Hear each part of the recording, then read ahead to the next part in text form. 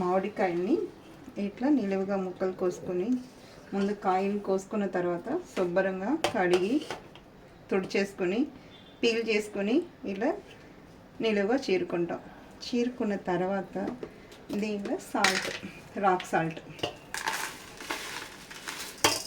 కొంత నిలవ ఉండటానికి కోసం. సో మనకు ఎంత యాడ్ చేసుకుంటాం అంటే 10 కాయలకు కొంత. తర్వాత కారపొడి మన స్పైస్కి తగినట్టు.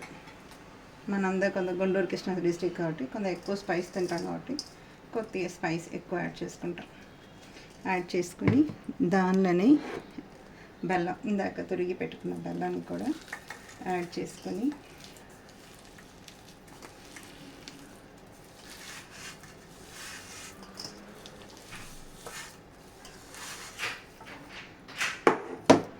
ఇప్పుడు మిక్స్ చేసుకుంటాం.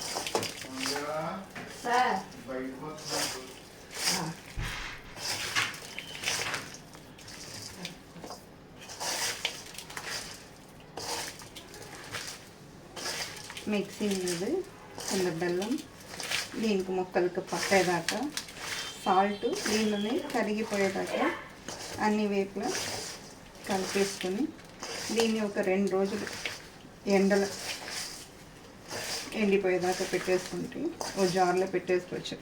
ట్రావెలింగ్ చేసినప్పుడు కొంత వామిటింగ్ సెన్సేషన్ అట్లా ఉన్న వాళ్ళకు, పుల్లగా ప్రెగ్నెంట్ లేడీస్కు, చిన్నపిల్లలకు, ఏం తొయ్యలేదు అనుకున్న వాళ్ళకు అప్పుడప్పుడు తినడానికి చాలా బాగుంటుంది. మీరు కూడా ట్రై చేయండి. మిగిలిపోయిన టెంగల్ని పారేయక్కర్లేదు, దాన్ని కూడా ఎండబెట్టుకుంటే తర్వాత ఒక బాటిల్లో కానీ కంటైనర్లో స్టోర్ చేసుకుంటే పప్పులు చేసినప్పుడు చింతపండు బదులు అది వాడేసుకోవచ్చు. సో వేస్ట్ ఏది కాదు. పీల్ చేసుకున్న స్కిన్ను కూడా మన గార్డెన్ ముక్కలకు వాడేసుకోవచ్చు. సో దానికి బలం ఉంటుంది, ఏది వేస్ట్ కాదు. ఇలా అంతా టోటల్గా మిక్సప్ ఇచ్చేసి ఎండ ఉన్నప్పుడు బాగా ఎండలో, ఇప్పుడు ఉన్న ఎండకు ఒక రోజుకి ఎండిపోతుంటుంది. మాకైతే ఇంకో హాఫ్ డే పడుతుంది. చిన్నప్పుడు మనకు కొట్లో ఉండేది, స్కూల్ దగ్గర కానీ కొట్లో అలా పాకెట్లో పెట్టి జాడీలో పెట్టి అమ్మేవాళ్ళు. సేమ్ ట్రెడిషనల్ సైట్ అట్లాగే వస్తుంది. ఓకేవా?